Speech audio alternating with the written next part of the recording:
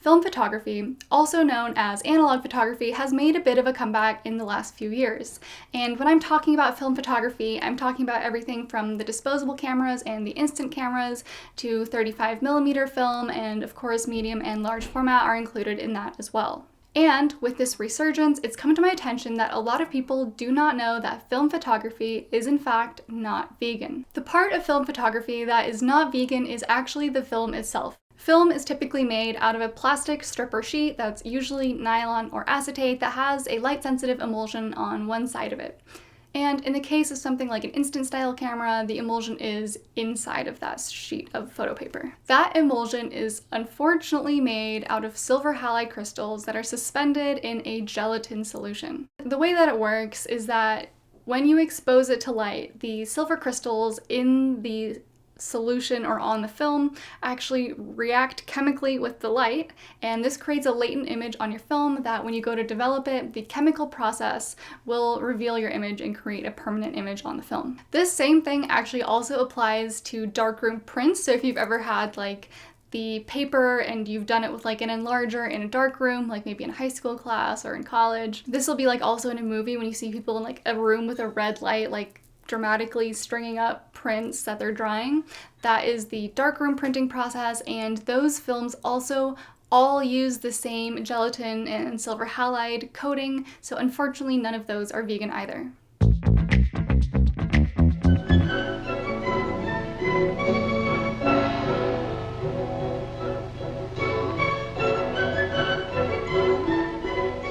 Here, nitric acid, salts, gelatin, and silver have combined to form photography's vital substance.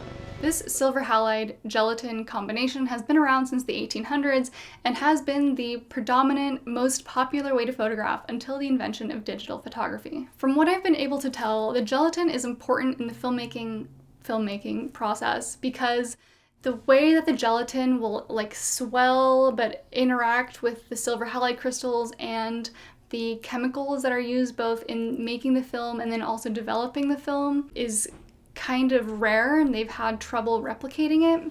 And additionally, the gelatin will dry down to be very stable and solid.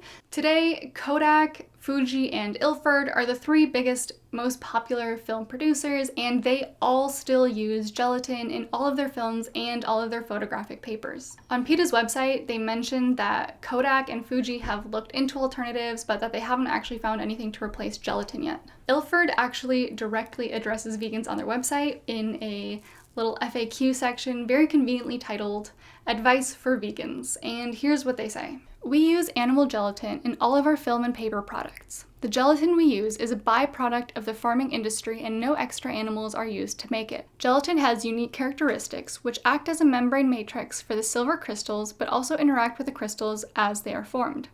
Substitutes have been attempted, such as vegetable substitutes or PVOH. That's polyvinyl alcohol. It seems to be some kind of thickening agent.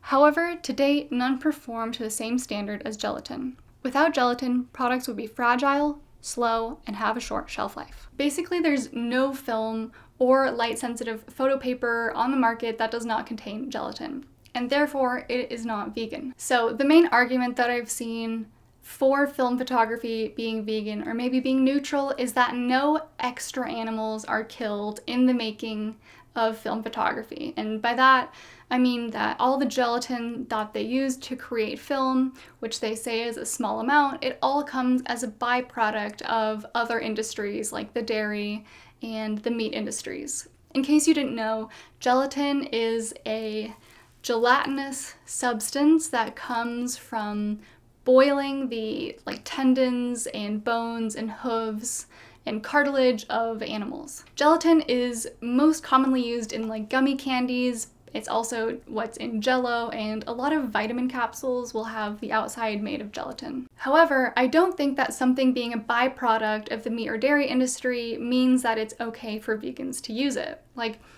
For example, if we had an industry that profited off of killing old people, and there was an old people killing factory, and one day your friend shows up in a sweater made out of old people hair, and they're like, oh, don't worry, it's a byproduct of killing the old people for profit, you'd still like think that was a little bit strange, hopefully, and maybe recognize that buying a sweater from an industry that we don't support is in a way still a show of maybe not endorsement, but maybe that you're okay with it. If we as vegans don't eat gelatin in things like gummy bears, why would we suddenly find it acceptable to be in our film photography? Film photography is obviously not a need, it is a want. It is something that we can very comfortably exist without. So therefore, I just don't think that if we avoid gelatin in other ways that we can suddenly be okay using gelatin for a different purpose. Another way maybe to illustrate this is if we had this like big red button that we could press that would automatically eliminate all animal exploitation.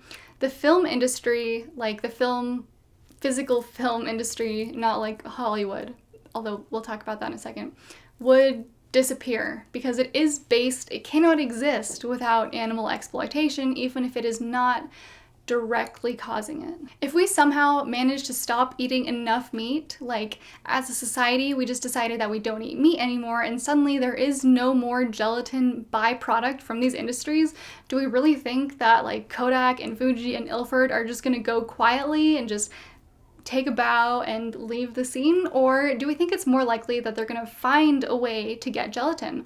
Whether that be they start raising and killing their own animals for gelatin, or they're actually going to put in the effort and research and find an alternative to gelatin that is actually viable. So basically what I'm saying is that when we choose to buy film, and because film is a single-use product, you are buying it over and over again and thereby creating more and more demand for it, and thereby you are creating demand for a product that necessitates the killing of animals. Whereas if we choose to not buy a film and use instead an alternative method of photography, you're sending the message to the film companies that you don't want any part in a product that causes animal exploitation and harm.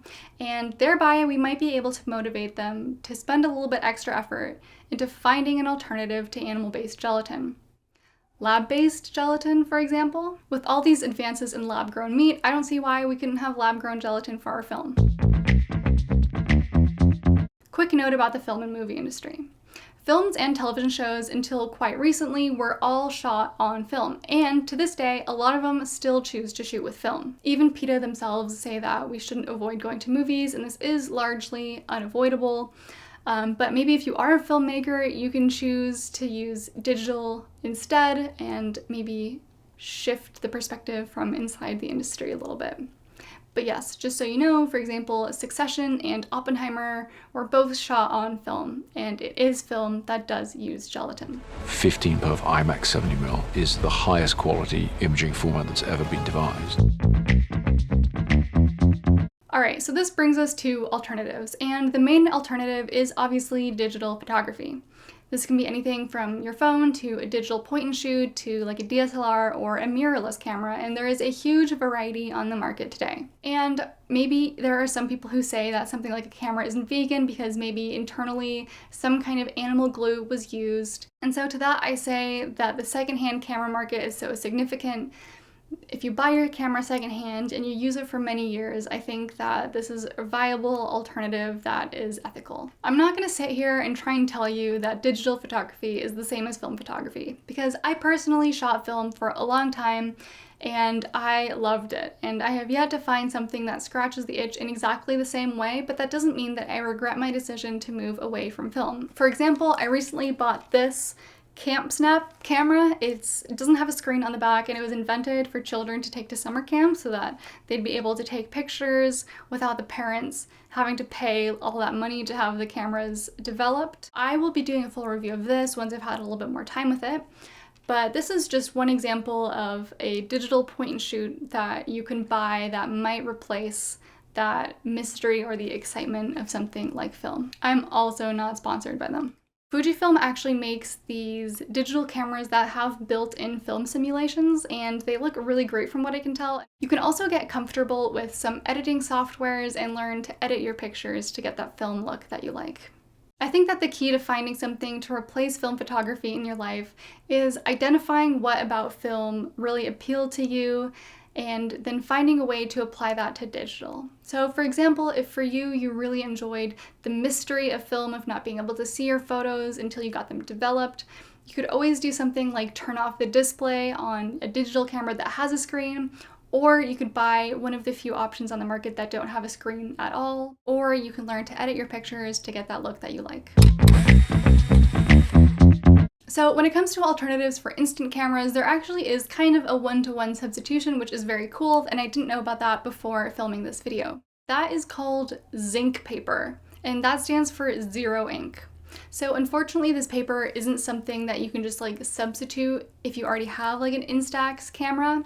You are gonna have to buy a separate camera or one of those little printers, but it does come in the same like 2x3 size. So the way these work is pretty cool, and there is no gelatin involved. So there are these different colored layers of colored crystals, and the colored crystals melt at different temperatures. So when you take the picture, the computer inside melts them, like the layers at different temperatures to create the image. If you're the kind of person who really loves analog photography, then there are a couple of options for you, but they are unfortunately kind of inconvenient and messy. So the first of these is the wet plate collodion process. And the way this wet plate collodion process works is you have the same silver halide crystals that you would have in your typical film, but in this case you're suspending it into a liquid solution, and then you're painting that onto typically like a piece of glass or a piece of metal. And mostly this is done on medium format size or larger because it doesn't really allow for easy reproduction, so enlarging isn't really an option, so the final product that you make is your final image. You have to both mix up your solution and paint it onto your plate in the dark, and then you have to load it into your camera into the dark, and from there you've got about 15 minutes to make your exposure. Once you've taken your picture, which does require longer exposure times, it's not as light sensitive as something like your typical film, you will then have to take it back to your dark room, and then from there you can do the developing process, and that will be your final image. So you are doing this one image at a time, which is a little bit inconvenient, but you can create some really beautiful images like this.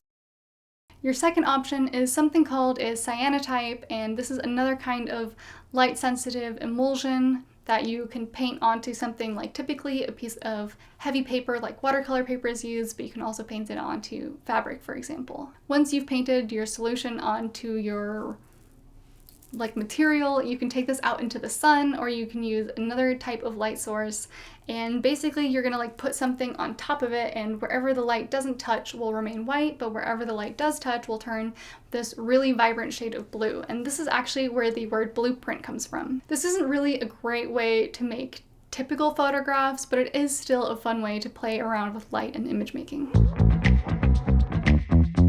So now that we've covered image making, I wanted to talk a little bit about printing. Unfortunately, what I've discovered is I think there may actually be no way to get a vegan photographic print, which I was not expecting at all coming into this, but that is the tentative conclusion that I've come to, and you'll see why it's tentative in a minute. Basically, what I've discovered is that there are no light-sensitive materials at all that do not contain gelatin. It is just the universal standard for getting those silver halide crystals onto the paper.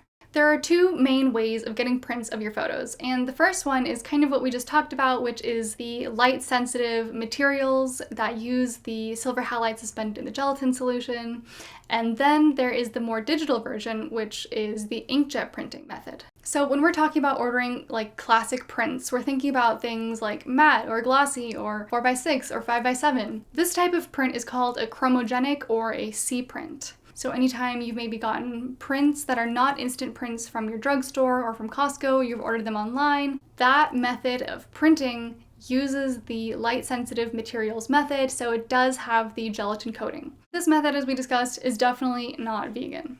Which brings us to the second option, which is inkjet printing. If you've ever gotten like an instant print from a drugstore where it like spits it out like right in front of you, or you've gotten passport photos, those are most likely instant inkjet prints. An inkjet printer is also very typically had at home or like maybe in an office, and the way that an inkjet printer works is that a little nozzle will move back and forth across the piece of paper and spray either toner or pigment onto the paper to create your image. When it comes to printing something like a photograph with an inkjet printer, you're not just printing on like your typical like office printer paper. They actually make inkjet paper that is specifically for printing photographs. These are known as giclée or fine art prints, and they can also be done with archival inks, and this paper comes in a huge variety of tones and textures and finishes. This is going to be much more expensive than your typical instant print or the C prints that we talked about earlier. So when it comes to if this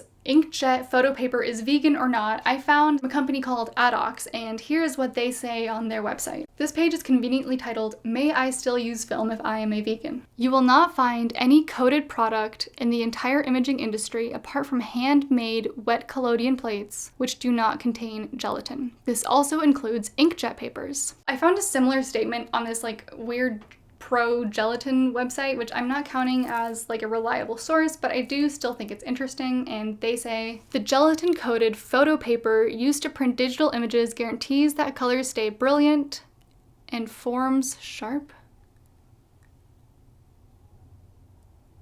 I just checked, it actually says forms sharp. So again, I'm not considering this to be a valuable or reliable source, but I do still think it's interesting that they reference inkjet photo papers using gelatin. And to further complicate things, I found this company that makes this claim on their website with no further details. At this time, all Red River paper products are free from any animal byproducts. The material used to make paper and coating are plant-based and inorganic. So I don't understand that. So maybe now you're starting to understand why I said it was a little bit ambiguous if you could get a vegan print, because I can't even figure out if the paper is vegan or not, and people seem to be not very forthcoming when it comes to the ingredients of their paper. It's not clear to me if something that's completely matte, like a cardstock, is a vegan option maybe for printing photographs, but the reason that you don't usually use cardstock is because the very matte finish doesn't render a lot of detail or very good color or tonal range. I did interestingly find some explicitly vegan printing services, but they rather tellingly maybe don't actually provide photo printing services. They'll just print things like business cards and brochures and other marketing materials like that. So that might actually tell us that it is challenging or maybe even impossible to get a vegan print of something if vegan printing companies aren't offering vegan photo prints. It was even harder to find information about inks, but some sources I've seen will claim that some printer inks contain things like gelatin or animal-derived glycerin, bone char, or even shellac. So basically at this time, it is not clear to me whether as a vegan you can get a vegan photographic print. So maybe I'm going to explore that more another time, but the rabbit hole just got so deep, I thought I would inform you of what I was able to figure out, and maybe we'll check that out another time. Unfortunately, no, film photography is not vegan, and the best way to do vegan photography is to find a way to love digital photography. Or maybe if you want some instant prints, you can get one of those little Zinc printers. Maybe one day there will be an alternative to gelatin, or we'll have lab-grown gelatin, but until then, unfortunately, film photography is an industry that is reliant on animal exploitation, and if we're not eating gelatin, I don't think we should be using it in other ways either. If you're a vegan photographer who ever shot film, I want to hear, did you give it up? Was it hard? And what do you do instead now? Are you somebody who still shoots film but are interested in being vegan? I'd love to hear some of your thoughts. As always, thank you for watching. Stay mindful, eat fruit, and don't multiply. I'll see you next time.